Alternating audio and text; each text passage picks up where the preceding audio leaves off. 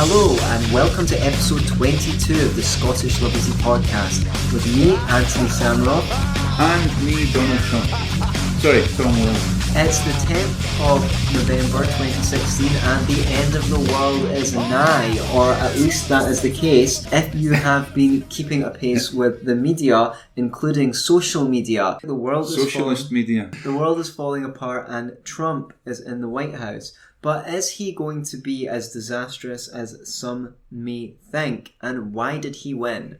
I know I sound like I actually am on a serious I'm actually fucking impressed by that. That was pretty damn good. Fucking Mr. Sammeroff. Do you think we could keep that going? Okay, I don't think I can stay that professional. So, for those of you who don't know, we did a live feed during about 5 hours of live feed. It was 5 hours, yeah. During the election. And I want to thank the literally dozens of people who joined us during those hours. Facebook gave us a count of over 2,000 views of people who actually saw, even if it was a few seconds of the live feed. But there were dozens of people who stuck by us, asked us questions. We had phone-ins and people talked to us about the election. I was surprised with the result. I had a feeling that Trump might win, actually, but I was definitely second-guessing it. What did you think? Well, I think I'm on record as saying just before as the show started that I thought Trump was just going to edge it. Right. I thought he was going to win it. That was my feeling. It had that Brexit feel about it, the whole thing.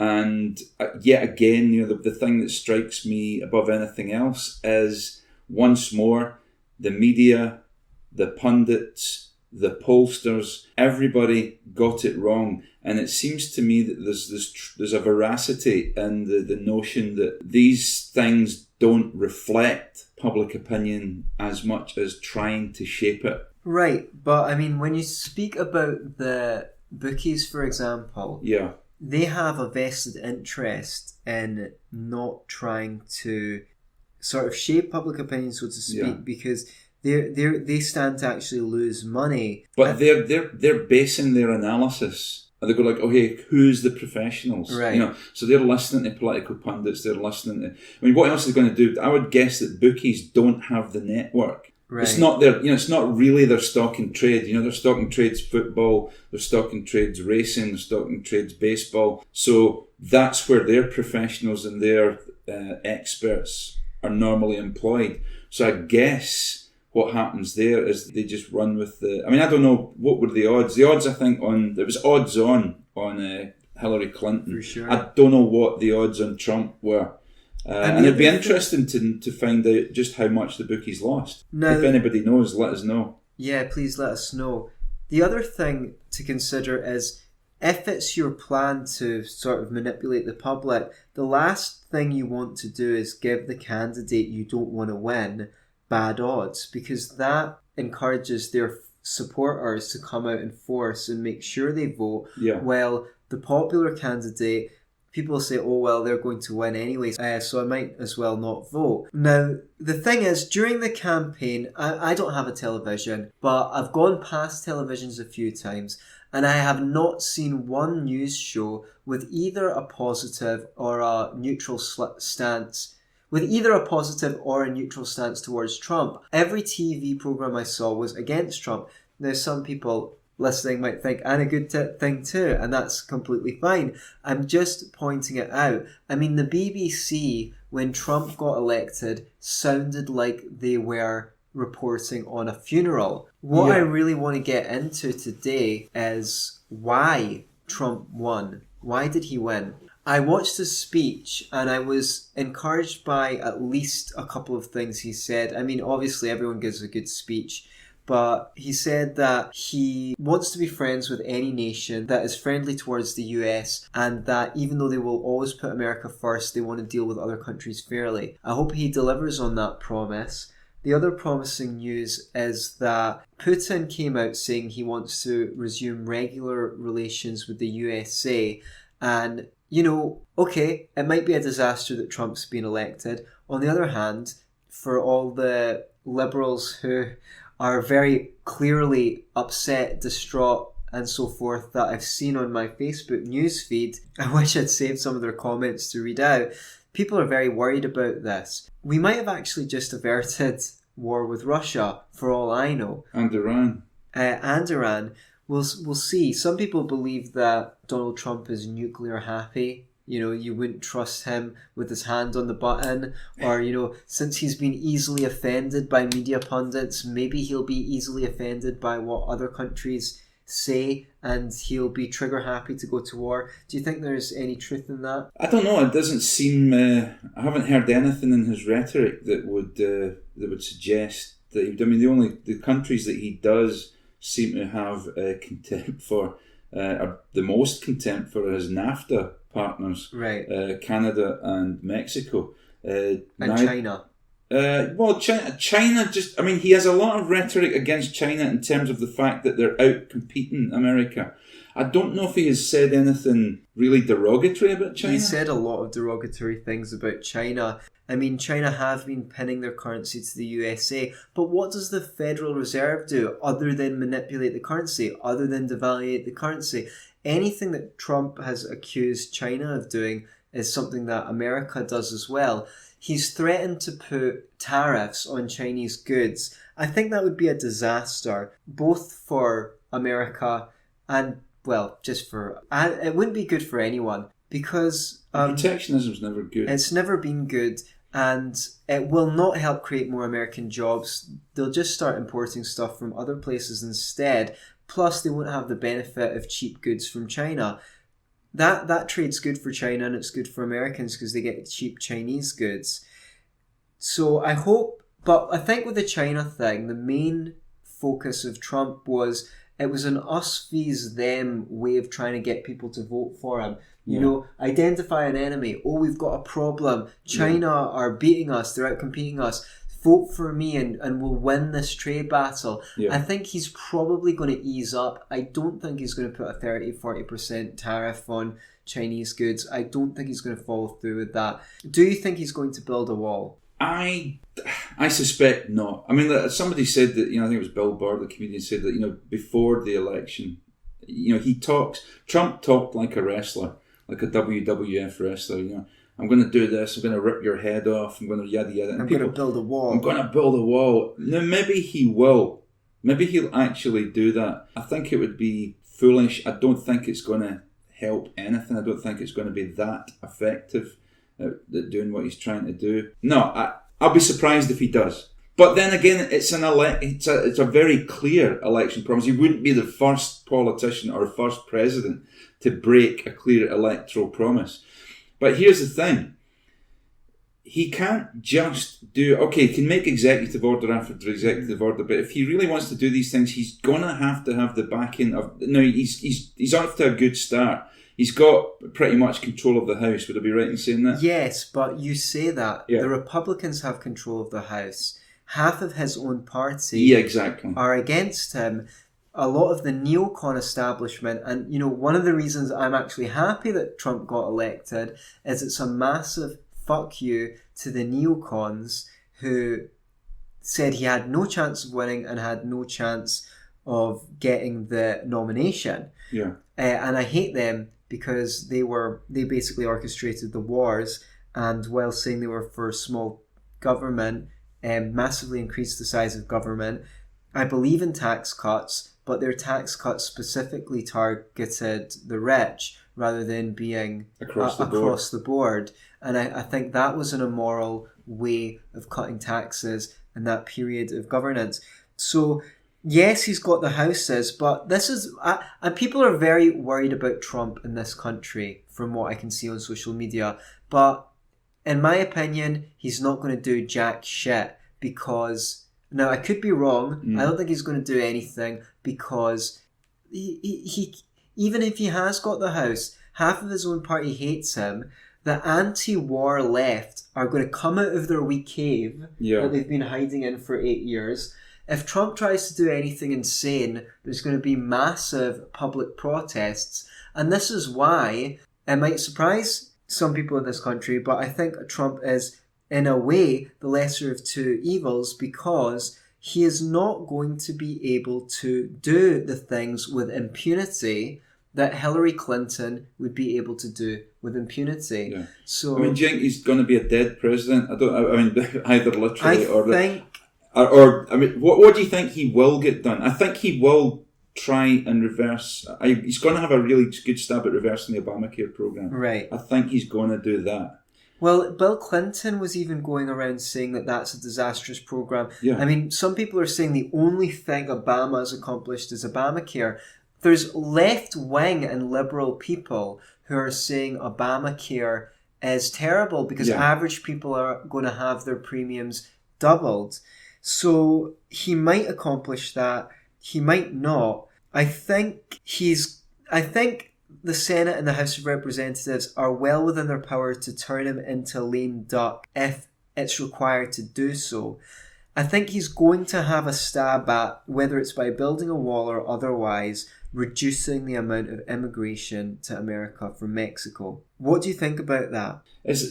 He might have a stab at that. He's certainly announced that he's going to do it. He'll go for it. Whether he's going to be able to achieve that is an entirely different thing.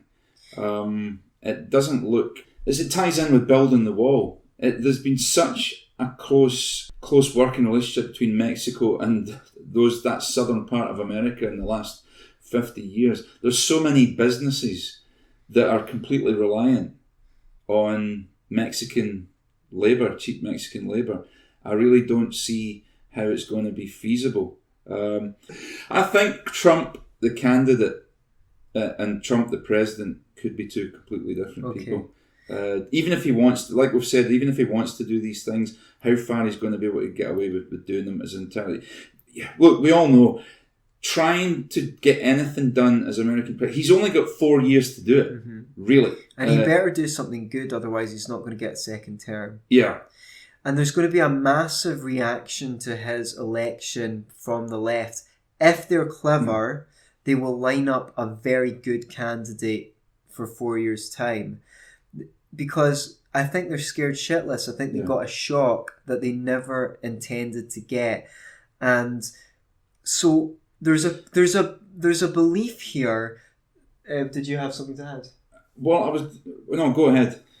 There's a belief here that Trump getting elected is symptomatic of racism, nationalism, sexism, misogyny, and rising fascism. And do you think that is why? Let's get down to why. Yeah, let's get down to why he got elected. Why did Trump get elected? Do you think it's down to a movement that is right wing, and the way that the term right wing has been applied? Okay, in Europe?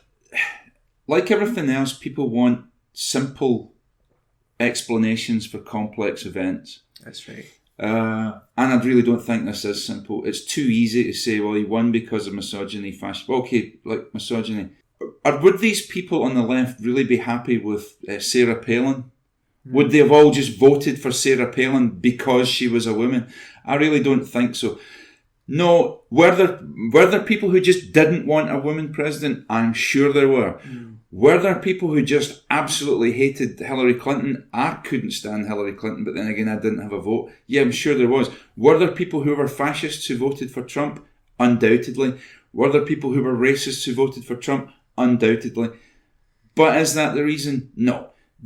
He couldn't have just got into power with that kind of support. He needed the support of women. He got, I reckon it's something as high as 47% in some instances of women voting for him. So clearly they didn't think he was that misogynist, or they thought, well, look, he's a 70-year-old guy. He's going to have some outdated views on women. And also he comes from New York, where people like trash talk, and I don't think, and some of the more conservative parts of America, and I use that small c, it's not acceptable to talk in that way, but it's just like par for the course in New York to say, oh, I'm going to kill you, or make an obnoxious comment.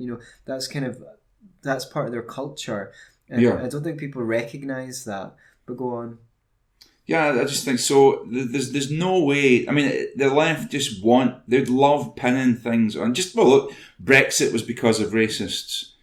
and homophobes. Yes, but and they'll of course say to us, well, not everyone voted for Brexit because they were racist, but every racist was voting for Brexit. Well, what can you do? There might be, there's conceivably people who voted for Hillary Clinton because they really wanted to go to war with Iran, and they thought, well, she'll go to war with Iran, and she could go to war with Russia, so let's vote her in. You can't really blame the candidate for that, and you can't really tar everybody who voted for him with the same brush. And one of the things I hear saying as well, he was voted for by white working class blue collar males, as if they're not entitled to a voice. And they're not entitled to an opinion, and they're not entitled to representation. And there's also something deeply prejudicial, deeply bigoted about saying, well, if you're white and you're a working class blue collared man, you are a racist, and you are by default. You couldn't have any other opinion as a white working class male.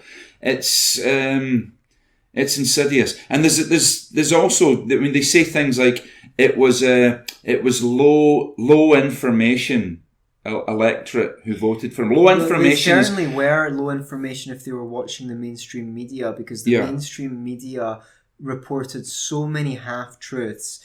And you have to say they were overwhelmingly against Trump. And it's amazing that he managed to win, considering the whole of the mainstream media was against him, including, for a long time, I don't know if they changed their tune towards the election, but Fox News certainly were not the most right-wing media outlet.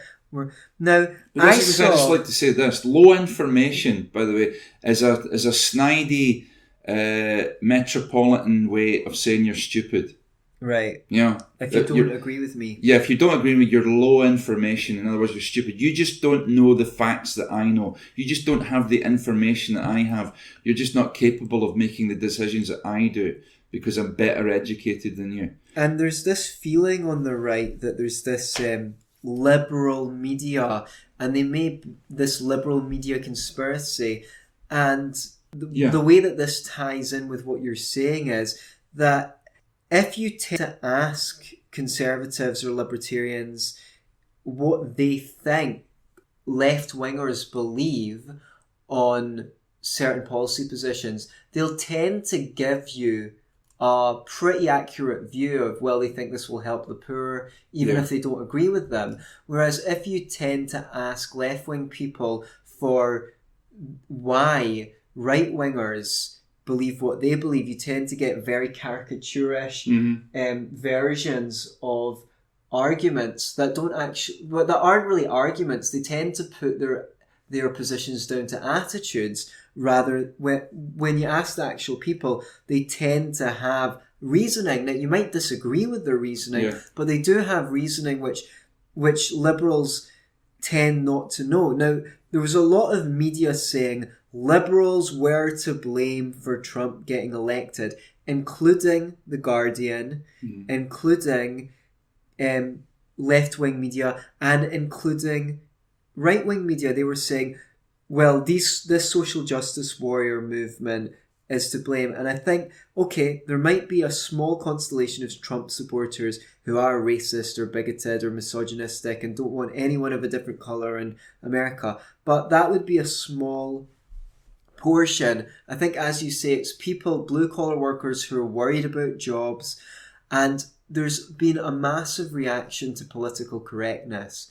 Now, I remember about 5 years ago, if you got called a sexist on Facebook, it would be serious. Like whereas now people call each other sexist or racist or this or the other, and people just go ha ha lol. Yeah, no one takes it seriously anymore. Yeah. In the space of 5 years or so, this social justice warrior movement has gained a critical mass, and there has been a reaction to it, which is why I don't think that if you're a liberal-minded, and I mean a progressive liberal, not a classic liberal, in Scotland, you don't need to be worried about this small group of Trump supporters, alt-rightists, who are misogynistic, bigoted or whatever. you seem to think that this is a movement that has growing steam behind it.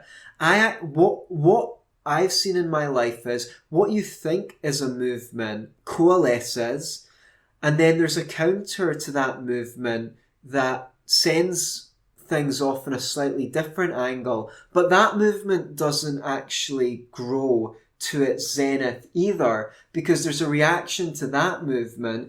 And I think the internet sped this up. So when you get back to Hegel, he talked about the dialectic, where you have a thesis, which is something that is widely believed by a lot of people. Then you have an antithesis, which is an opposing idea. And then they sort of struggle it out and they meet together, and a new ideology gets created, which is a synthesis of those two. And then that becomes the thesis. And then you have an antithesis to that. And he believed that that's how the history of ideas progressed. Yeah. Now, Hegel talked a lot of shit, but that was one of his good ideas. But he was talking about that taking place over hundreds of years. Now we're seeing ideas change that way in the space of 5 years. Yeah. So I don't think you need to be worried about the alt-right element. And I say that, I know that alt-right is a broad church, and there's some people that talk about very important issues in the alt-right and maybe do some good work. I'm talking about specifically that section of the alt-right that you're worried about. Yes, they have a voice. Yes, they've got louder. But now actually everyone knows who they are and can see them.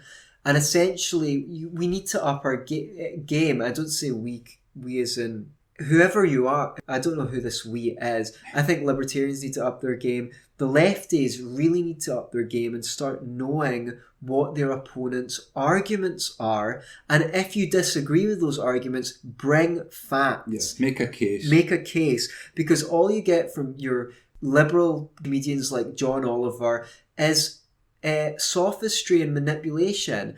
Bill Maher constantly making the composition fallacy where he says one Republican did this, therefore all Republicans are that.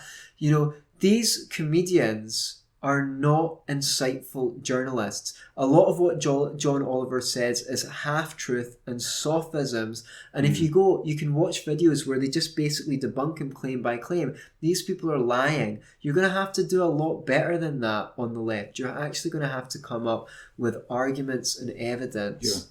Yeah. I mean, just to reiterate, you know, to make sure, I wasn't for Trump. I'm still not for Trump. I think some of his policies, I think his economic policies could be far more damaging.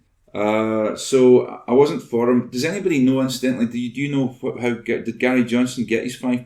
Or did he get... I think he will have been shy of it. Okay. There was some regions where he got slightly more than 5%, some regions where he got 6 and up, but many of them he only got 2 or 3%. Yeah. So... I mean, it was the devil's own choice. It really was. I mean, I would hate to have been American and be forced to go, what do I do with my vote? And do I trust Trump? Absolutely not. Just because somebody is a blunt speaker and says things they go, oh my God, he actually said that. Yeah. That doesn't mean to say that they're truthful or honest, you know, or there's any veracity in what they say. He's just the kind of guy who, you know, like you say, he's a New Yorker. He's used to straight talking and tough talking. And I think that chimed, especially with working class guys. You know, this guy doesn't sound like a politician. He doesn't have a team of 30 spin. Well, he probably did have a team of 30 spin doctors and promptly ignored them. Right. You know, he doesn't have people telling him, oh, don't say this, you can't say that. Better if you say that this way. He didn't give a monkeys. He just said, here's what I think. And he just kept saying it and he kept doing it and he kept winning it his way. And I think the more he did that, the more it chimed with people. You know, I'm not saying he has a different... Well, he has no political background. It's a business background. I think it just chimed with people that he wasn't the standard model politician talking political gobbledygook. Yeah. Yeah, I think a lot of people voted for him as a fuck you to the status quo. He has done a immense service, whether he's meant to or not, in absolutely destroying the credibility of the mainstream media for a large portion of people who didn't already get it, that it was bullshit, because they could report Trump said this, that, or the other, then people could go and fact check it and find out that the media was manipulating. Now, you have to say it's not just down to Trump. There were a lot of reasons not to vote Hillary, apart from her her warlike stance. You know, there's no doubt in anyone's mind who's ever had security clearance, and I heard some people in that position saying this. We know that if we or any of our colleagues know that if we'd done anything approaching what Hillary did with leaking these emails, we'd be fired. We'd be in jail. We'd be in jail. Yeah. So she got off. The FBI, like WikiLeaks, released 650,000 more emails, and within 24 hours or so, FBI said, "Yeah, we've still found nothing that we can indict her for." How did they get through 650,000 emails in a day? They're obvious. Well, they drafted in Mexicans, obviously. Yeah. This notion of Hillary Clinton being above the law definitely went against her. And there was all sorts of scandals in the WikiLeaks emails about infighting in the Democrats, and But let's look at this woman. That she doesn't have a good pedigree. She was a confirmed liar. We know that she's lied. Look, forget about the emails. That's just a tip of an iceberg in terms of not just Hillary Clinton, but her husband. You know, the whole scandal about Chinese money laundered through White House funds. The whole Foundation. Was it the Whitewater scandal? The murder of Vince Foster. You know, dead attorneys left and centre. This is all part of the Clinton legacy. You know, her brothers, the Rodham brothers, are pretty much regarded as gangsters. She's connected to all the wrong establishment people as far as average Americans are concerned. You know, forget about her. She's had 20 years of experience in politics. Well, yeah, but she's also 20 years of being associated with corruption, lies, and outright fraud. So that forget about the emails in the cell. Just look at the woman's pedigree. She's been caught out lying. You know, she's really been caught out doing it. So I think it's a good thing. I'm glad that Hillary didn't win. I am really glad, and it's got nothing to do with her being a woman, really. You know, but she was so entitled. Like to see she was also so entitled. She actually, when you listen to that woman, she came across as America owed her this. Yeah. You know, you owe me this presidency. You know, and she kept on saying she was doing it for women. And things like that. Well, which is an arrogant statement, because the idea, well, there you go, 47% of women didn't fancy her in the job. Right. And I did still see posts on Facebook saying that she was an inspiration and she was an inspiration to women and things like that. I think that you could do a lot better than Hillary Clinton. Obviously, the Green Party candidate was Jill Stein. 8 years ago, I remember when she was up against Obama, most of the media was, is it going to be a black person or is it going to be a woman? Not much talk about policy. Well, the same year, the Green Party candidate was a black woman. There you go. You could have got everything all in one package. Package. Was she a lesbian as well? Because that would have been just, you know. I'm not really sure. For all I know, Cynthia McKinney might have been.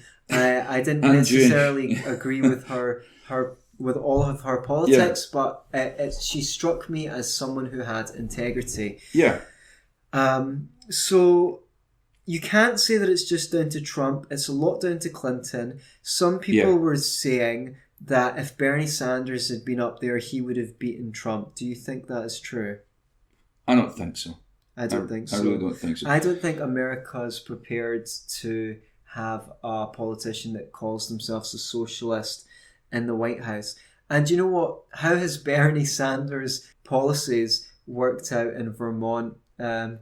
One of the most... it's funny, actually, that the states in America that are the most free market, I believe I saw it reported, tend to have the least of the kind of problems that the left thinks that using left-wing policies... I'm not up to speed. I wouldn't be surprised if that were true. There's a couple of states with very left-wing economic policies that have got more poverty and things like that.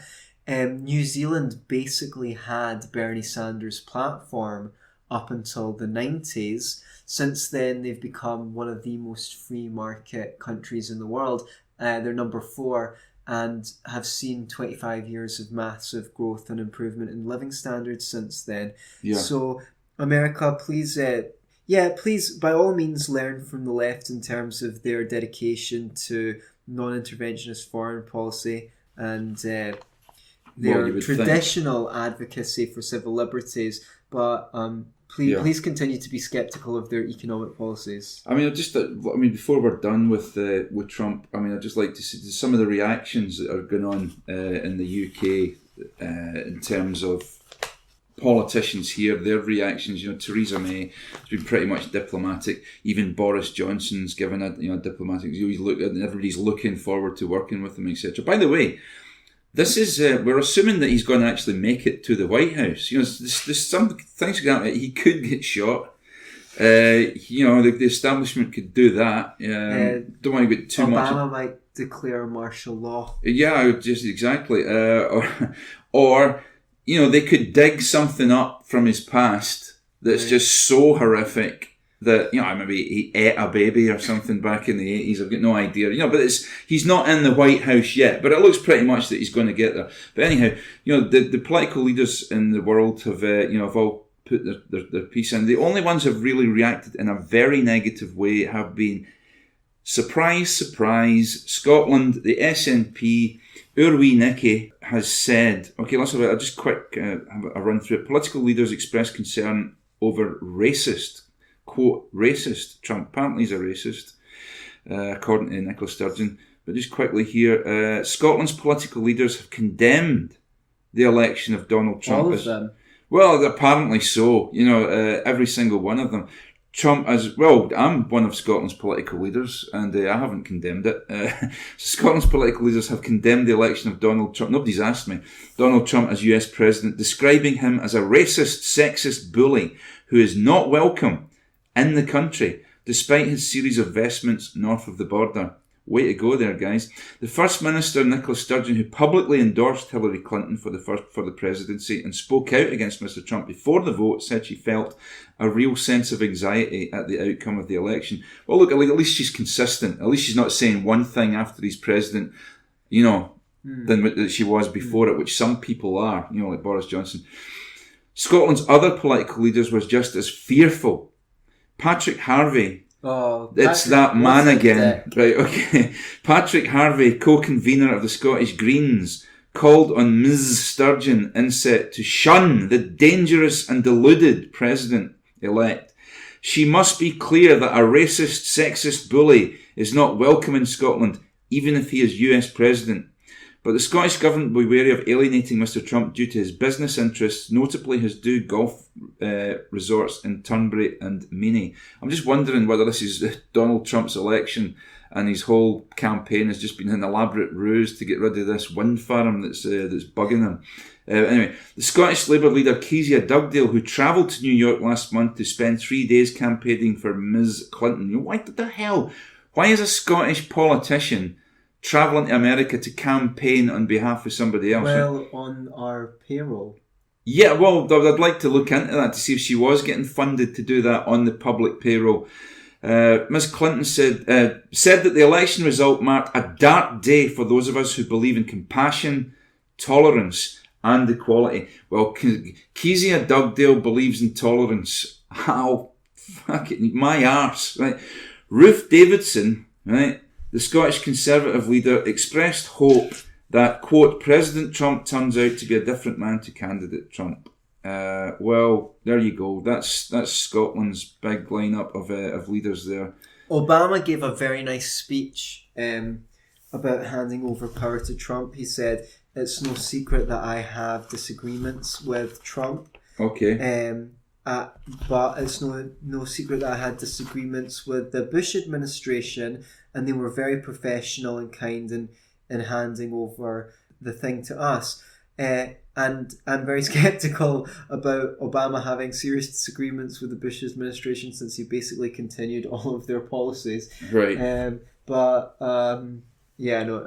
just a joke, really. And maybe just on a brief note here, on equality, right? Quotes, in quotes.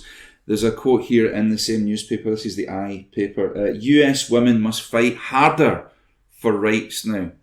I don't know what rights that women in Western countries still have to get.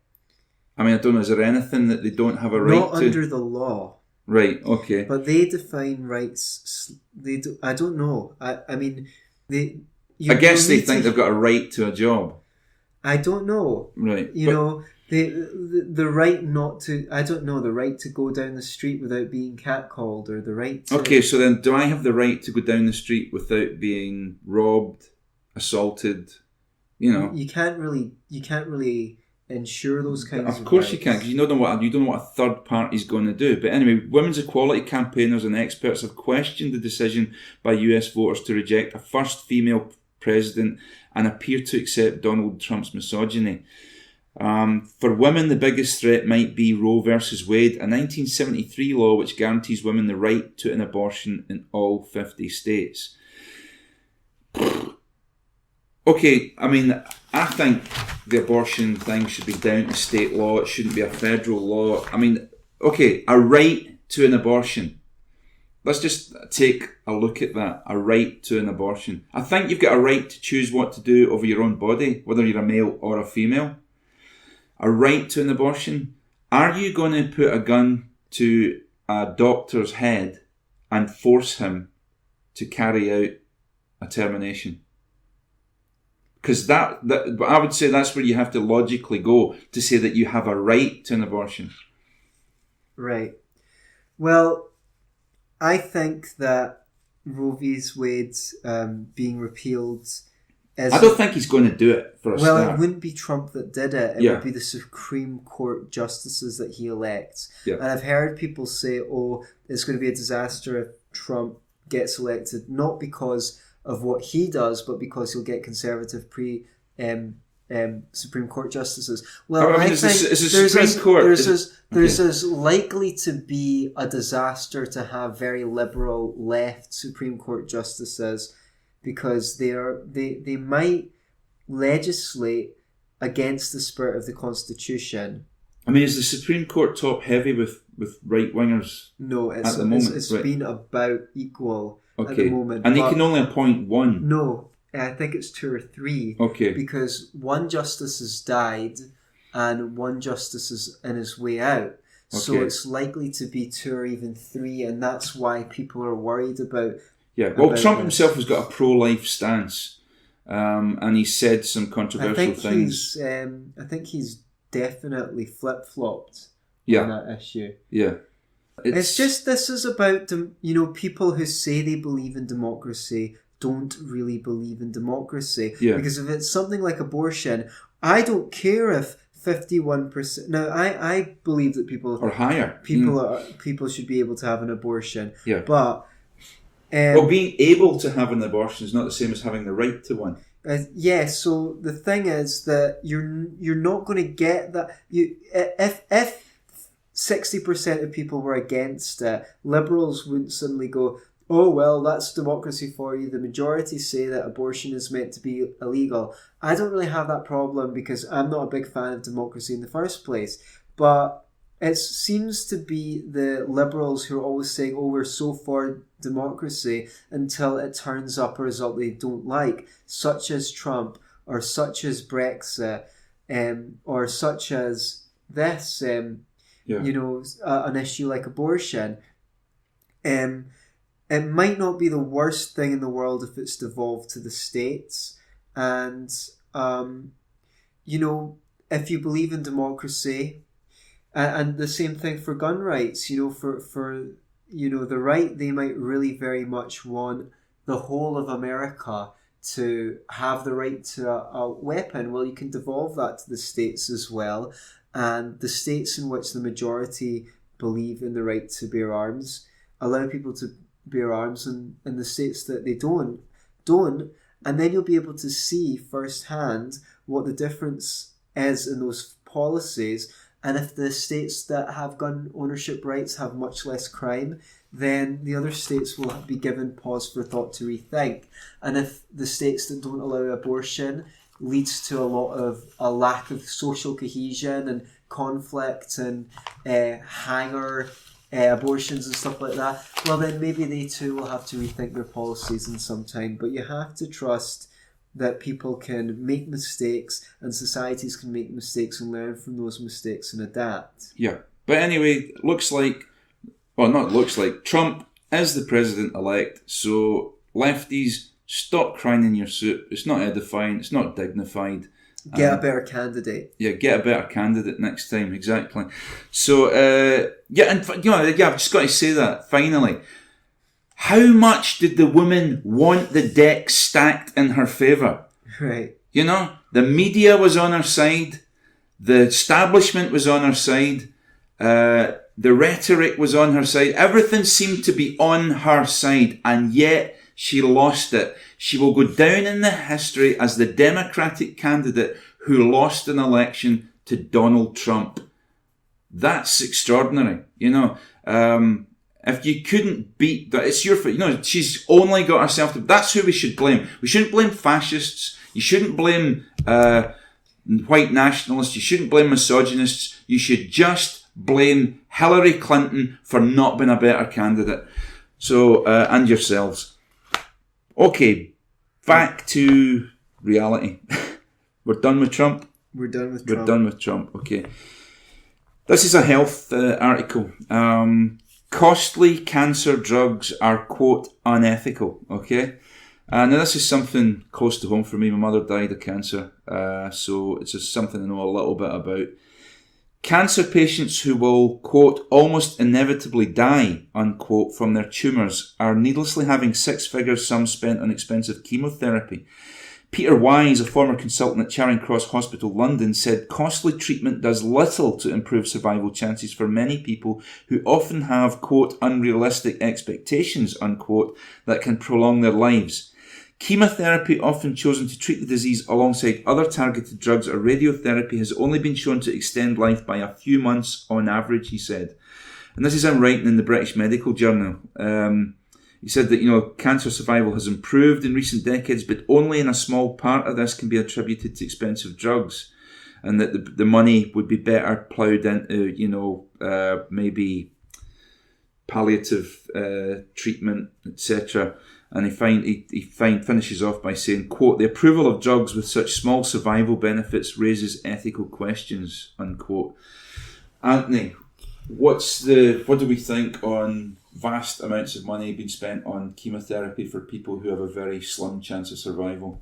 Well, these are the ethical considerations that come up when you have to ration public funds on the healthcare. Earlier this year, we also saw, and I think this is symptomatic of the government being very concerned about the rising costs of healthcare over the decades. And because earlier on, we saw another article where time-wasting patients with minor ailments like blocked noses and dandruff cost the NHS more than $2 billion a year. Now, how did they arrive at that figure? I'm not really sure, but they were also complaining about patients missing GP's appointments. Right. Now, I don't know how much a GP's time is worth per hour, but I'm guessing since they have to do 7 years at university, they're probably highly qualified and their time's probably worth a lot of money. Now, this is the divisiveness and finger-pointing that can only culminate from these resources having to be rationed. I mean, I'm just trying to get up a figure here on how many people are on NHS waiting lists at one time. I believe that it's really an astonishing figure. Okay. Delays in colon cancer treatment have been so long that 20% of cases were incurable by the time they received treatment. The same has been true of lung cancer patients. and cardiac patients die waiting for treatment. And so there's no life-affirming way of dealing with this stuff when you have to have a bunch of bureaucrats decide who's worth the money and who's not. I've said this before, but in a sane system, healthcare should cost the government or whoever's paying for it less every year, not more, because people should be getting more well. And yet we've seen massive rises in all these chronic illnesses. So people are going to be at each other's throats. People are going to say those patients shouldn't be getting those treatments and things like that because people aren't adequately prepared to have systems in place to deal with their own healthcare problems. Right. In a system of insurance cooperatives paired with private treatments, paired with charity, paired with volunteering, you'd have people in these positions will have paid into their insurance cooperative or would have put money aside in a low risk but with relatively high return account, so that if they ever came into healthcare problems, they could draw down for that. Now people have been left in a position where they're dependent on government, and what the government says is what they're going to get, and it's really, really a very sad state of affairs. What do you say? Yeah, I couldn't agree more that this is what happens in a bureaucracy. I know that with my mother, she went through some very traumatic chemotherapy and radiotherapy quite early on. It's debatable how much it prolonged her life, and while the chemotherapy and radiotherapy were going on, her quality of life was pretty poor. And maybe it would have been better to put that money spent on chemotherapy and radiotherapy into palliative treatment and just making her life a lot better in those last days. There's a cancer industry out there, and that includes charities as well. I mean, there's so many cancer charities, and you'd think maybe that's a good thing because they'd all be competing, but they're all competing just to collect money. And then once they've collected the money, they go, well, what do we do with this? Because there's a limited amount of places where they can actually spend it to get the treatment done, It'd maybe be great if there was because there's a mind-boggling array of cancer charities, and it seems that every time maybe a kid dies of leukemia or somebody dies of charity, they set up another charity. I don't think we need more charity cancer charities. Right. I think we just need better ones and the money spent more wisely. And we have a situation where the only thing that is remunerated by our healthcare system is sickness. So it's not healthcare we have, it's sick care. I see a stat that says 70% of healthcare procedures in the US are currently due to preventable or lifestyle-created illnesses. But when you just end up there and the whole focus is on treatment, because you can treat a patient forever, but you can only cure a patient once. If you prevent the patient from becoming ill, you don't make any money. If I had a financial advisor, I would want to make sure that my financial advisor made more money when I made more money and didn't make as much money when I was losing money. And it's the same with our healthcare system. The healthcare industry, the cancer industry, whether they like it or not, are only going to be receiving money when people are sick. In a more organic system, a bottom-up system of healthcare provision from multiple sources, be they private, be they cooperative, be they charities, people could get incentivized with lower premiums for pursuing healthy lifestyles, and they could get penalized by having to pay more into their cooperative if they did not pursue those healthy lifestyles. And we would see a lot of research be targeted at discovering what people could do to avoid getting high cost illnesses, and also on how to motivate people, because it's one thing telling your patients to get exercise and eat well, but you know what, if they feel like crap, they're not going to want to exercise, they're not going to want to eat well, they're going to want to participate in addictive activities.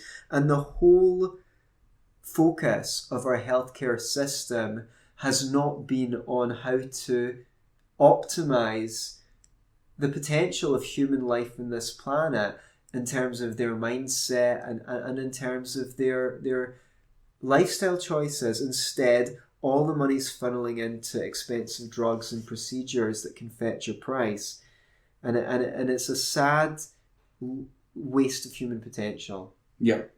So yeah, that's our view on cancer on this health problem. Basically, the free market's the answer. Okay. Or it's the beginning of the answer at the very least. So yeah, we're down to the headline here is it's under military. It's not quite military, but they're pushing for a bill to punish. Again, this is something close to me because as an ex-soldier, wants to punish, quote, stolen valour imposters. Okay, it says the Walter Mitties that are damaging real veterans' credibility. So from the outset, it sounds like a case of consumer fraud. Right. Okay, when a 61-year-old man joined an annual Remembrance Day parade in 2009 wearing an array of medals so impressive that a military expert said he would have to be some sort of Rambo character to have won them all, the media investigated. He was tracked down and revealed to be a man named Roger Day. He claimed his medals were pucka, but his story was denounced by military personnel. And over the last few years, more and more instances of stolen valour have cropped up. So much so that exposing military imposters has become a cottage industry, with verified veterans themselves identified and exposing fraudsters. And they call themselves the Walter Mitty Hunters Club. Now, this is one of these things where people get upset when you start to ask people questions. Okay?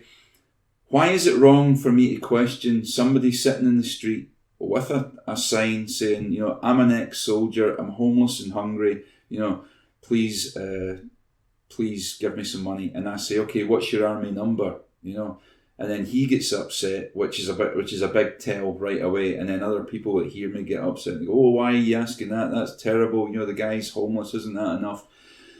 But I think it's a big problem when the consumer's defrauded, because people end up giving less and less money if they think there's more fraudsters out there. And I think it's a despicable thing to start with, to steal another man's laurels and pretend that you're something that you're not, that you're some sort of war hero when you're not. It really bugs me. But what's more, it's just sad. I mean, yeah, it's quite sad. How fucking low does your self-esteem have to be that you want to steal someone's medals and pretend they're yours? I know. And it's not, look, speaking as somebody who was in the army, it doesn't impress the women that much, right? Take it from me, right? Or it impresses a certain kind of woman that promise me you really don't have want anything to do with. So, and the people I met, the more somebody who goes on about their military record, you can probably guarantee that they've done very little.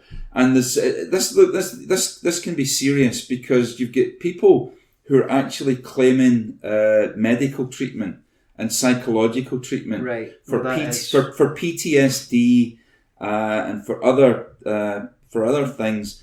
And when you actually investigate it, I've got a friend of mine who I was in the army with, who's a psychiatric nurse, and he's spotted a lot of these guys. Some of them were never anywhere near the military.